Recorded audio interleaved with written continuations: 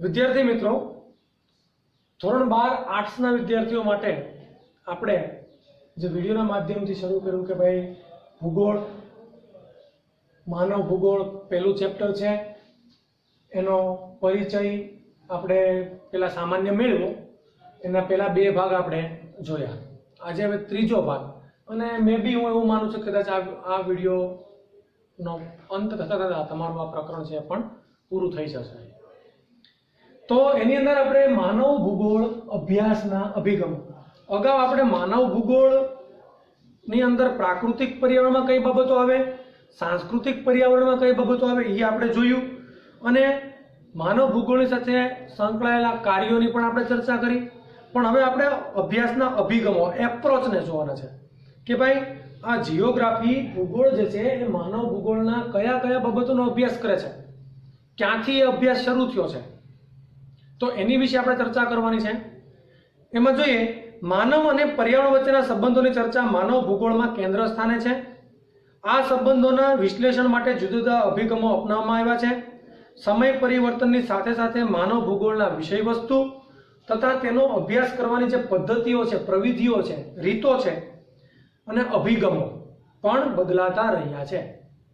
કોઈ એક રીત નથી, અથવા તો એ સમયની જે પ્રાચીન સમયમાં નવું જ્યારે માનવ ભૂગોળ અસ્તિત્વમાં આવ્યું છે ને કઈ રીતે એનો અભ્યાસ કરતો એ હજી સુધી કઈ રહે નહીં. સમયનું ચક્ર ચાલે, પરિવર્તનો આવ્યા કરે. તો એવી જ રીતે અહીંયા તમને એ જ કહેવા માંગે છે કે ભાઈ સમય પરિવર્તનની સાથે સાથે માનવ ભૂગોળનું જે વિષય વસ્તુ હતું એ વધુ ને વધુ મોટું થતું ગયું. એમાં વિવિધ શાખાઓ, પેટા શાખાઓ, ઉપશાખાઓ બધું એમાં ભળતું ગયું, અને માનવ ભૂગોળ એક વિસ્તારપૂર્વકનો અભ્યાસનો, સંશોધનનો એક મુદ્દો બન્યો. એની અંદર એની પદ્ધતિઓ અલગ હોય, અભ્યાસ માટેની પ્રવિધિઓ, રીતો અલગ હોય, અને અભિગમો, એપ્રોચ જે તમારો છે એ પણ અલગ હોય. તો અહીંયા તમને થોડાક અભિગમો આપ્યા છે. એમાં ઐતિહાસિક અભિગમ એટલે કે હિસ્ટોરિકલ એપ્રોચ, ઐતિહાસિક રીતે તમે માનવ ભૂગોળને જુઓ, કઈ રીતે જુઓ છો, તો એની અહીંયા ચર્ચા કરીશું. તો ઐતિહાસિક અભિગમમાં કીધું છે કે ભાઈ માનવીના ઉદ્ભવથી માંડી વર્તમાન સુધી પ્રાકૃતિક પર્યાવરણ સાથે તેના સંબંધો પરિવર્તનશીલ રહ્યા છે. માનવના પ્રકૃતિની સાથે, પર્યાવરણની સાથે સંબંધો કેવા છે, તો કે ભાઈ પરિવર્તનશીલ છે, સતત એમાં પરિવર્તન આવ્યું. આપણો માનવનો જ્યારે ઉદ્ભવ થયો ત્યારે આપણો પર્યાવરણ સંબંધ કેટલો હતો કે બસ જંગલોમાં રહેવું, રખડવું, ભટકવું, જે મળે ફળ, ફૂલ, પાંદડા કે શિકાર કરીને ખાવું. બીજો હું આપણે રોડ રસ્તા બનાવતા નહીં, પ્રકૃતિના તત્વોમાંથી આપણે પેટ્રોલિયમનો ઉપયોગ કરતા હતા કે નહીં. પ્રાચીન સમયથી છે પણ પરિવર્તનશીલ છે, સતત બદલાતો રહ્યો. ધીમે ધીમે આપણે પ્રકૃતિમાંથી ઘણા બધા તત્વોનો ઉપયોગ કરતા થયા, પ્રાકૃતિક સંસાધનોનો ઉપયોગ કરતા થયા. સમય આમ માનવ ભૂગોળના અભ્યાસ માટે કેટલાક મહત્વના અભિગમો અહીંયા તમને જે આપ્યા છે એની અંદર પ્રકૃતિ સાથેનો પ્રાચીન સંબંધ અને 18મી સદીની ઔદ્યોગિક ક્રાંતિ પછી, પ્રાચીન સમયમાં આપણે શું ઉપયોગ કરતા તો કે કાંઈ નહીં, પણ 18મી સદીની ઔદ્યોગિક ક્રાંતિ પછી માનવીય તકનીક અને વિજ્ઞાન ક્ષેત્રે નોંધપાત્ર પ્રગતિ કરી, જેથી માનવીની જીવનની શૈલીમાં પરિવર્તન થયા છે. આ અભિગમ દ્વારા માનવ અને પર્યાવરણમાં સમયની સાથે થયેલા પરિવર્તન સ્પષ્ટ રીતે સમજી શકાય છે. એક જોઈએ તો આદિમાનવ, એક જોઈએ તો 18મી સદી પછીનો માનવ, જમીન આસમાનનો ફરક છે. તો આવી રીતે ઐતિહાસિક અભિગમથી ધીમે ધીમે કઈ રીતે પરિવર્તનો આવ્યા એ આપણે જોઈ શકીએ, તો આગળ કેવા પરિવર્તનો આવશે એ પણ જોઈ શકીએ. બીજું છે ક્ષેત્રીય વિશ્લેષણ અભિગમ. તો એક સ્થાનિક લેવલે કોઈ એક પ્રદેશ, એક સમૂહની અંદર, તો એના વિશ્લેષણોનો અભિગમ. તો એમાં જોઈએ વિશ્વના વિભિન્ન પ્રદેશો અને ભાગોમાં વસતા માનવીના માનવ સર્જિત પર્યાવરણને પ્રાધાન્ય આ અભિગમથી પ્રાપ્ત થાય છે. આ પ્રકારના અભિગમ દ્વારા માનવ જીવનની શૈલીઓની વિવિધતા પ્રાપ્ત થાય છે. લગભગ 20મી સદીના પ્રારંભ સુધી માનવ જીવનની શૈલી પ્રાકૃતિક પર્યાવરણને આધારિત હતી. 20મી સદી સુધી માનવની જે જીવન જીવવાની રીત હતી એ મોટા ભાગે પ્રાકૃતિક રીતે એ જીવતો, મોટા ભાગે એના ઉપર એનો આધાર હતો, તો એને અનુકૂળ રહેતો. પણ નવી ટેકનોલોજી આવી એટલે હવે આપણે પ્રકૃતિને અનુકૂળ કદાચ નથી, અમુક અંશે હશું, પણ મોટા ભાગે આપણે કદાચ ધારીએ તો પ્રકૃતિ ઉપર પણ અમુક બાબતોમાં વિજય મેળવ્યો છે. તો અહીંયા ક્ષેત્રીય વિશ્લેષણ તમને કીધું છે એ જ રીતનું કે ભાઈ વિશ્વના વિભિન્ન પ્રદેશો અને ભાગોમાં જે માનવ સર્જિત પર્યાવરણ છે એને આમાં પ્રાધાન્ય આપ્યું છે. પણ આ પ્રકારના અભિગમ દ્વારા માનવ જીવનની શૈલીઓની વિવિધતા પ્રાપ્ત થાય છે. બધી જગ્યાએ વિવિધ શૈલી, બધી જગ્યાએ કઈ જીવન જીવવાની બધાની રીત એક સરખી હોય નહીં. બધા દેશોની અંદર એક સરખું પ્રાકૃતિક વાતાવરણ હોય નહીં, બધી જગ્યાએ એક સરખા પ્રાકૃતિક સંસાધનો મળતા હોય નહીં, પણ છતાંય આપણે એને અનુરૂપ ઢળી જઈએ છીએ, અથવા તો પ્રાકૃતિના તત્વોને આપણે અનુરૂપ કરી નાખીએ છીએ. આપણને ફાવે એ રીતે એમાંથી આપણે એટલે કે બધા દેશોમાં અલગ અલગ પ્રકારની ખનિજો અને ધાતુઓ એવું મળે છે, તો એના ઉપર એનો આર્થિક જે કાંઈ વ્યવહાર છે એ ચાલે છે. તો આ બધા પરિવર્તનો આપણે સમજી શકીએ. માનવ અને પર્યાવરણમાં બંનેની વચ્ચે સમયની સાથે ઘણા બધા પરિવર્તનો આવ્યા છે. ત્રીજું છે પારિસ્થિતિકીય વિશ્લેષણ. તો એમાં પણ આપણે જોઈએ કે ભાઈ માનવી પોતાની પ્રવૃત્તિઓનું પ્રાકૃતિક પરિણામમાં કેવી રીતે સમાયોજન કરે છે અને તકનીકી વિકાસ દ્વારા પ્રાકૃતિક પ્રતિકૂળતાઓનો સામનો કેવી રીતે કરે છે તેનું વિશ્લેષણ આ અભિગમ દ્વારા કરવામાં આવે છે. હમણાં આપણે અગાઉ જોયું કે ભાઈ દરેક ક્ષેત્રમાં પ્રાકૃતિક તત્વોની તુલના કરીએ તો એક સરખા બધે કંઈ સંસાધનો હોય નહીં, છતાં પણ માણસ બધી જગ્યાએ જીવી લે છે એને અનુરૂપ થઈને, અથવા તો પ્રકૃતિને પોતાને અનુરૂપ કરી નાખે અને એ પ્રમાણે પોતાનું જે કંઈ પ્રવૃત્તિ છે, આર્થિક પ્રવૃત્તિ કરી લે છે. તો અહીંયા પણ તમને પરિસ્થિતિને અનુરૂપ વિશ્લેષણના અભિગમની વાત કરી હોય તો કે ભાઈ માનવી જે છે એ પોતાની પ્રવૃત્તિઓને કઈ રીતે રાખે છે તો કે પ્રાકૃતિક પર્યાવરણમાં એનું સમાયોજન કરે છે, એની હારે મિક્સ થઈ જાય છે. અને જે ટેકનોલોજીનો વિકાસ થયો છે એના દ્વારા એ પ્રકૃતિને પણ જે કાંઈ પ્રકૃતિની અંદર પ્રતિકૂળતાઓ છે, જે કાંઈ અવરોધો છે એને દૂર કરીને પણ એની સાથે સમન્વય કરી લે છે. તો એનું વિશ્લેષણ આ પારિસ્થિતિક અભિગમની સાથે છે. પ્રાકૃતિક પર્યાવરણની પ્રતિકૂળ પરિસ્થિતિઓની સાથે અનુકૂલન સ્થાપવામાં જે પારિસ્થિતિક પરિવર્તન જોવા મળે છે તેનો અભ્યાસ આ અભિગમમાં સમાવેશ છે. અને પ્રકૃતિની જે પ્રતિકૂળતાઓ છે બરાબર, તો માણસ એમાં પણ પોતાને અનુકૂળ બનાવી લે છે પોતાના જીવનને અને એ જીવી લે છે. તો એ કઈ રીતે અનુકૂલન સાધે છે, પ્રાકૃતિક પ્રતિકૂળતાઓમાં એ કઈ રીતે પોતાનું અનુકૂલન સાધે છે, એ જે અભ્યાસનો વિષય છે એ આ અભિગમમાં આવે છે. તેનો અભ્યાસ આ અભિગમમાં છે. નિશ્ચયવાદી અને સંભવવાદી વિચારધારાઓ આ અભિગમ સાથે જોડાયેલી છે. જો આની અંદર એક તમારે બે મોસ્ટ ઇમ્પોર્ટન્ટ પ્રશ્ન, એક નિશ્ચયવાદ અને સંભવવાદ. તો એ આ ત્રીજો જે તમે અભિગમ જોઈ રહ્યા છો પારિસ્થિતિક વિશ્લેષણ અભિગમ, તો એની અંદર નિશ્ચયવાદ આવે છે અને સંભવવાદ આવે છે. તો એ તમે થોડું પાકું કરી લેજો, યાદ કરી લેજો, 2-3 માર્કમાં ગમે ત્યાં પૂછાય. તો પહેલા આપણે નિશ્ચયવાદ એટલે કે નિયતિવાદ.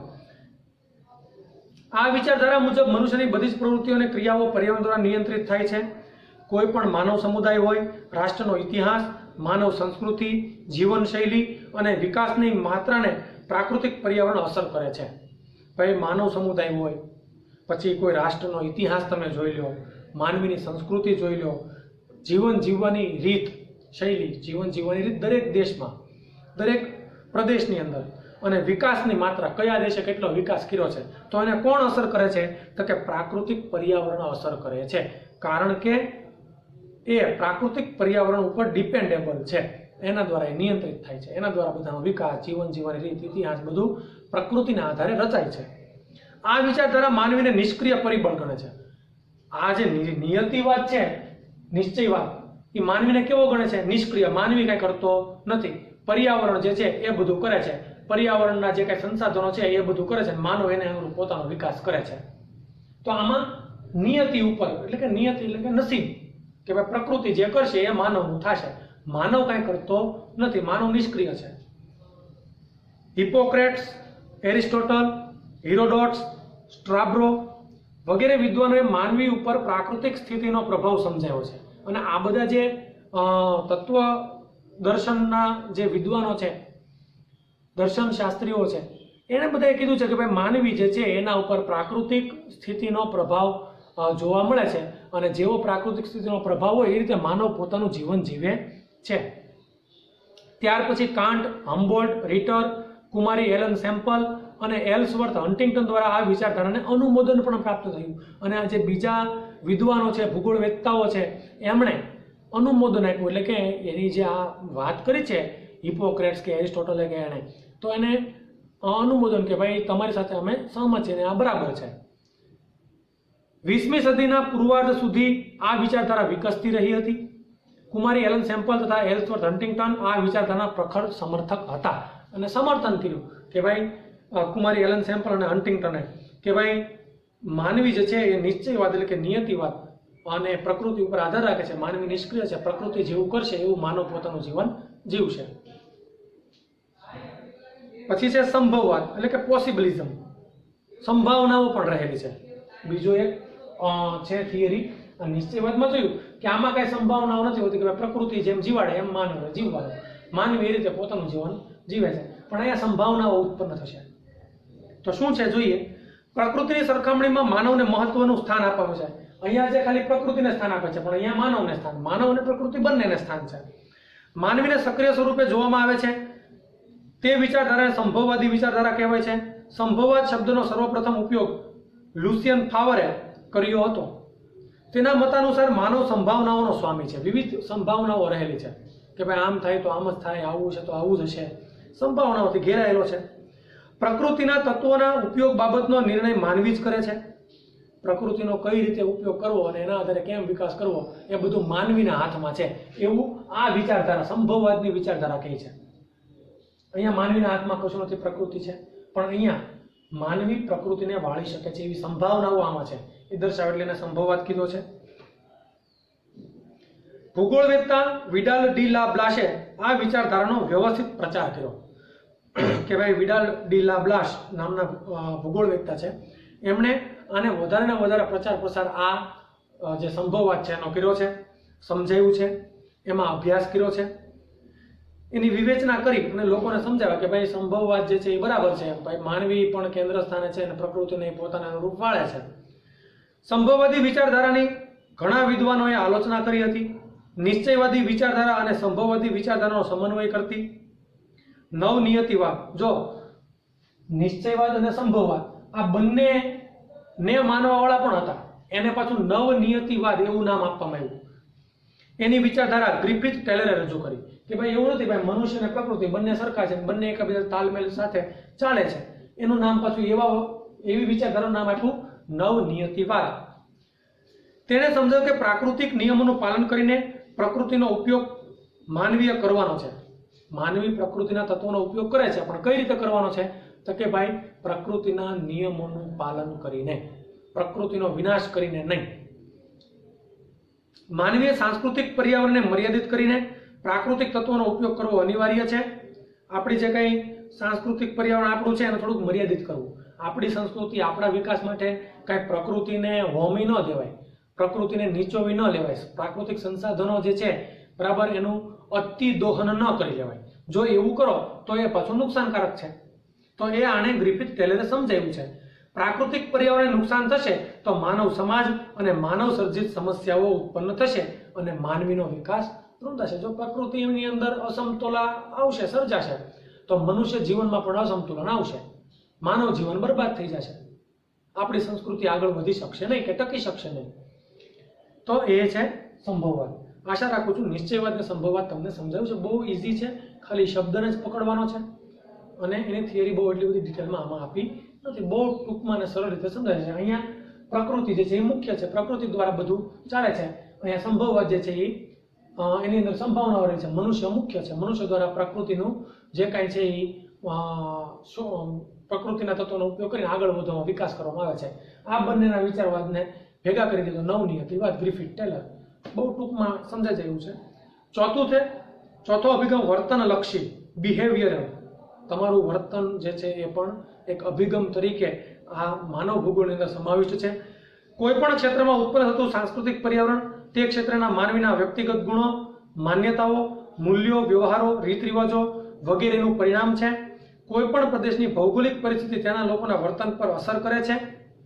માનવ સમુદાયોના વર્તન અને જીવનશૈલીથી સાંસ્કૃતિક પર્યાવરણ ઉદ્ભવે છે. એક સાંસ્કૃતિક પર્યાવરણ ઊભું થાય છે. તમારા જે મૂલ્યો છે, તમારા જે આદર્શો છે, તમારા ગુણો છે, માન્યતાઓ છે, બરાબર, એ પ્રકૃતિને ક્યાંક ને ક્યાંક અસર કરે. તમારા રિવાજો, એનું પરિણામ અંતે પ્રકૃતિના તત્વોને મળે છે.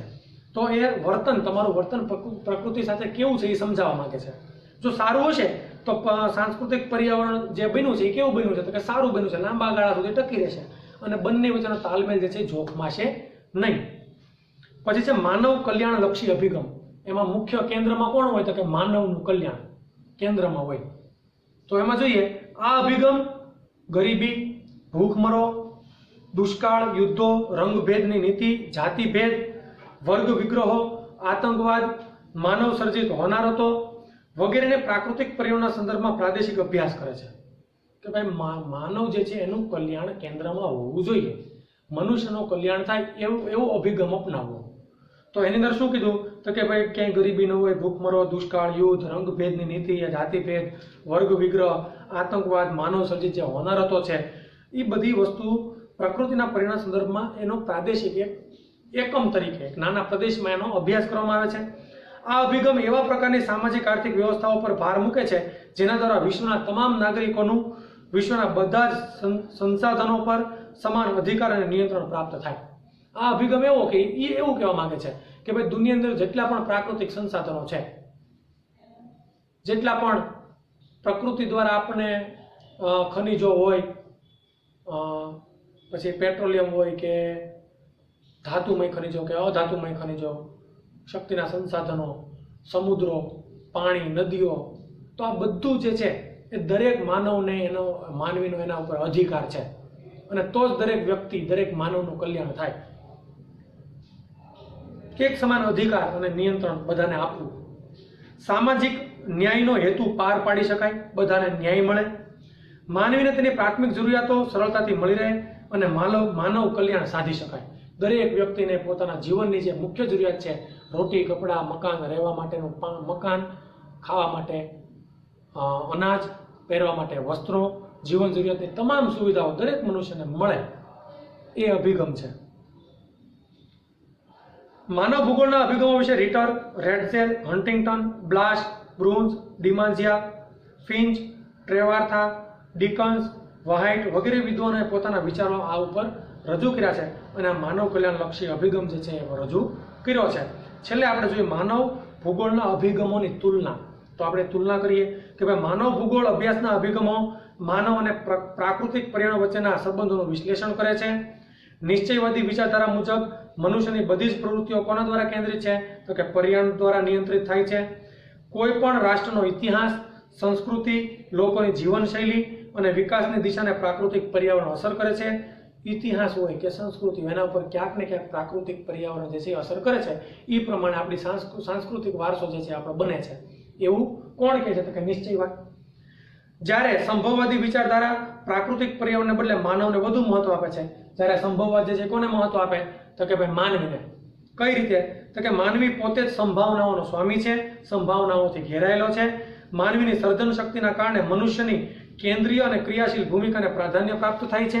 માનવ જે છે સર્જનશીલ છે, વિવિધ પ્રકારની પ્રવૃત્તિઓ કરી અને પ્રકૃતિના તત્વોને પોતાને અનુરૂપ બનાવી લેતો તો પોતે એને અનુરૂપ થઈ જાય છે. પોતાનું જીવન અને પોતાના જીવનની અંદર વિકાસ જે છે કરવાનો છે કરે છે, સાંસ્કૃતિક વિકાસ એ કરે છે.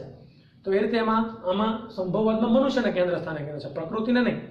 ઐતિહાસિક અભિગમ એ બાબતને સ્પષ્ટ કરે છે કે ભૌતિક પર્યાવરણની સમતુલા જળવાશે તો જ માનવ કલ્યાણ અને પ્રગતિ થઈ શકશે. પ્રાકૃતિક નિયમોનું પાલન કરવાથી જ માનવી પ્રકૃતિ પર વિજય મેળવશે. જો પ્રકૃતિના તત્વો જે છે નિયમો છે એનું પાલન આપણે કરવું જોશે તો જ આપણે એના ઉપર વિજય મેળવી શકશું, આગળ વધી શકશું. સાંસ્કૃતિક પરિબળો અને પ્રાકૃતિક પરિબળો વચ્ચેના સંબંધો નિરંતર પરિવર્તનશીલ રહ્યા છે. પ્રાકૃતિક પર્યાવરણની પ્રતિકૂળતા પરિસ્થિતિઓ સામે, પ્રતિકૂળ જે પરિસ્થિતિઓ છે પ્રાકૃતિક તત્વોની, એની સામે અનુકૂલન સાધવા માનવી હંમેશા તત્પર છે. હંમેશા માનવી જે છે એ સાંસ્કૃતિક હોય કે પ્રાકૃતિક પરિબળો હોય ભલે પરિવર્તનશીલ છે, પણ મનુષ્ય પણ એમાં પરિવર્તન ક્યાંક ને ક્યાંક લાવે છે, પોતે એને અનુરૂપ થઈ જાય છે. તો આમ માનવ કલ્યાણલક્ષી અભિગમ સામાજિક ન્યાયનો હેતુ સિદ્ધ થાય તે માટે વિશ્વના બધા જ માનવો જે છે એનો સૃષ્ટિના તમામ સંસાધનો ઉપર હક અને અધિકાર એને મળે. આ વિચારધારા સમજાવે છે કે ગરીબી, ભૂખમરો, ગૃહયુદ્ધો, અરાજકતા, રંગભેદ, આતંકવાદ વગેરે સામાજિક અને આર્થિક સમસ્યાઓ સંપૂર્ણ રીતે દૂર થાય તો જ માનવ કલ્યાણ શક્ય બનશે. આમ માનવ ભૂગોળ અભ્યાસના ભિન્ન ભિન્ન અભિગમો માનવને કેન્દ્ર સ્થાને રાખી માનવીના ઘર તરીકે પૃથ્વીના અભ્યાસનું, આ જે આખી પૃથ્વી છે એના અભ્યાસનું દિશા દર્શન કરાવશે. આ બધા અભિગમોથી અંતે માનવ કલ્યાણ થાય એ અભિગમોનો ઉપયોગ કરી માનવ પોતાની સાંસ્કૃતિક પરિબળોના વિકાસ સાથે સાથે પર્યાવરણને પણ જાળવે અને આવનારી પેઢી માટે કંઈક આપે.